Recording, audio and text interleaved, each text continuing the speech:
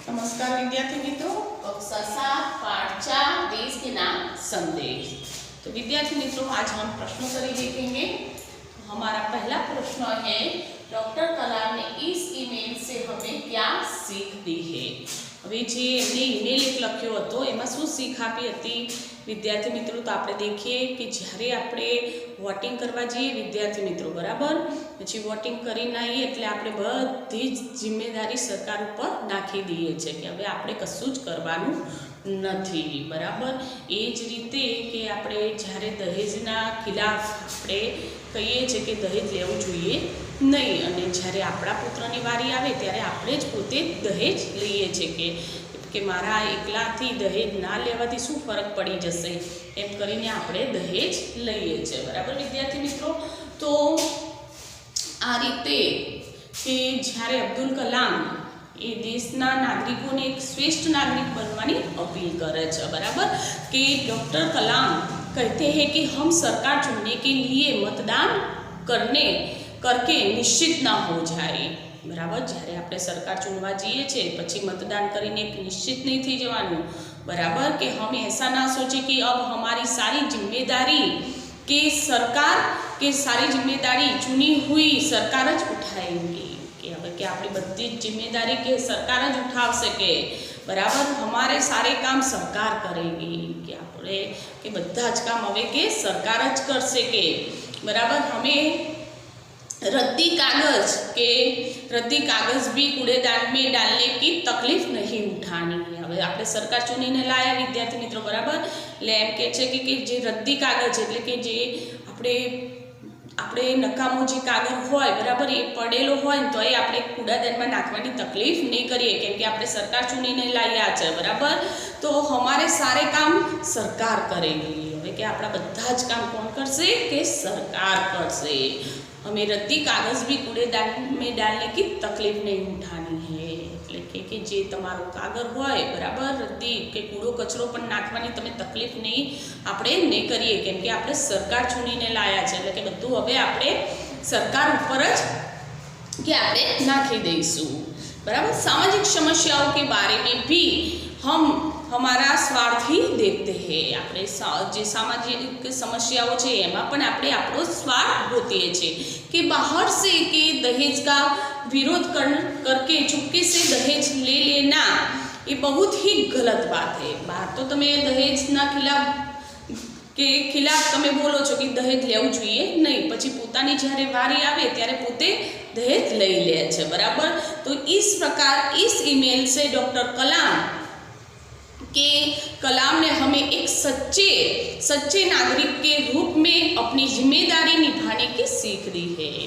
કે છે ડૉક્ટર કલામ કે આપણે એક સાચા નાગરિક બનવું જોઈએ દેશના, બરાબર, આ ईमेल द्वारा एक साचा नागरिक बनवानी अपील करी है।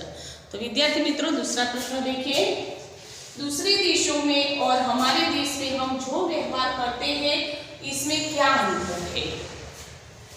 હવે તમે देखो कि બીજા દેશમાં અને આપણા દેશમાં આપણે કેટલો અંતર કરીએ છીએ, બરાબર। તો કે दूसरे देशों में हम जाकर हम उनकी व्यवस्था का आदर करते हैं, જ્યારે આપણે બીજે દેશમાં જઈએ ને તો એનો આપણે આદર કરીએ, सम्मान કરીએ, बराबर, और उनका पालन भी करते हैं। એ દેશમાં આપણે વિદેશમાં છીએ ને તો એ દેશનું આપણે આદર કરીએ છીએ, सम्मान કરીએ છીએ, પાલન કરીએ છીએ, બરાબર, जबकि अपने देश में हम यहाँ की व्यवस्था को अनदेखी करते हैं। આપણે જે અહીંયાની આપણા દેશમાં આવીએ એટલે આપણી જે વ્યવસ્થા છે એને શું કરીએ છીએ, અનदेखी કરી દઈએ છીએ, આપણી વ્યવસ્થાનું આપણે પાલન કરતા નથી।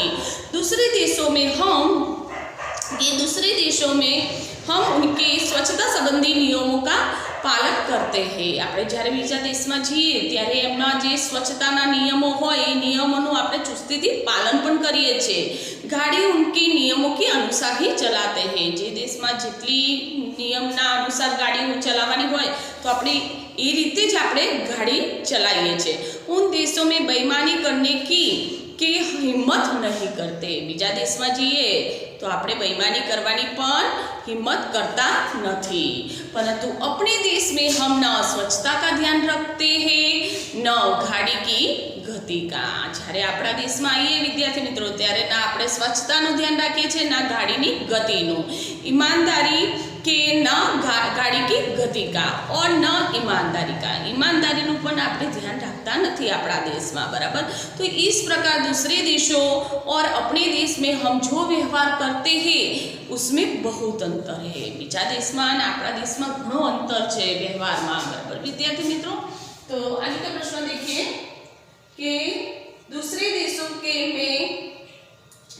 देशों में लोग स्वच्छता के प्रति कैसे जागरूक है। હવે જે બીજા દેશના લોકો स्वच्छताના प्रति કઈ રીતે જાગૃત છે, બરાબર। તો दूसरे देशों के लोग स्वच्छता को बहुत महत्व देते हैं।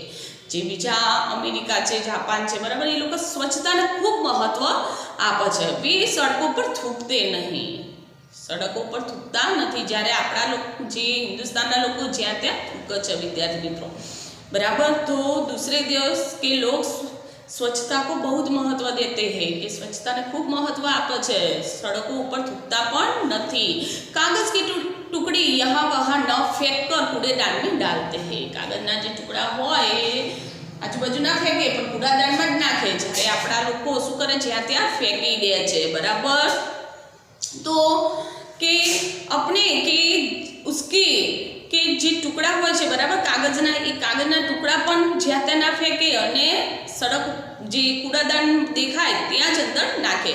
कुत्ते के मालिक अपने कुत्तों को सड़क गंदी नहीं करने देते। जे विदेश में जे कूतरा पाळता होय लोको ए पोताना कूतराने सड़क गंदी करवा देता नहीं, बराबर। समुद्र तटों पर लोग खाली नारियल इधर उधर नहीं उछालते, बराबर। सड़क पर જ્યારે કે સમુદ્ર તટ હોય નારિયેલ પીધું ને જ્યાં ત્યાં ઉછારી દેતા નથી, જ્યારે આપણા લોકો જ્યાં ત્યાં ઉછારી દે વિદ્યાર્થી મિત્રો।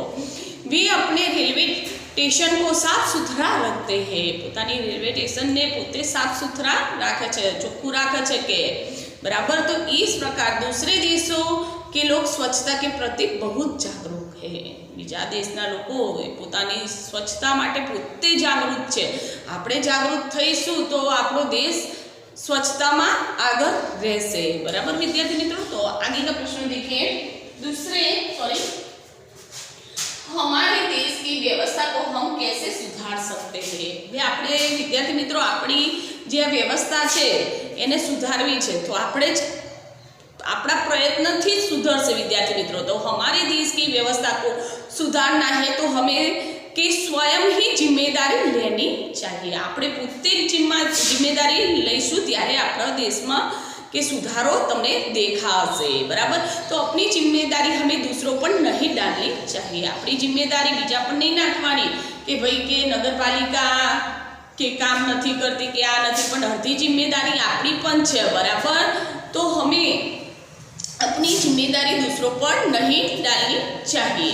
अपनी यहाँ की व्यवस्था को हम भागे नहीं। अपनी जी बधी व्यवस्था है, बराबर, तो ये एनाथी आपणे भागवू जोईए नहीं, बल्कि उसे दुरुस्त करने का करके हम सरकार को सहयोग दे। एने दुरुस्त करवानी छे। ये अपनी जी व्यवस्था थी आपणे भागवानुं नथी, बराबर, एने दूर करवानो। जे व्यवस्था खराब है, बराबर, एने दूर करो अने सारी व्यवस्था में सहयोग आपो एम कहे छे। तो इस तरह अपने सकारात्मक योगदान से ही हम अपने देश की व्यवस्था को सुधार सकते हैं। अपना देश ने सुधारवू होय तो आपणुं सकारात्मक सारू योगदान आपवू पड़शे विद्यार्थी मित्रों, त्यारे ज आपणी व्यवस्था सुधरशे, बराबर। नमस्कार।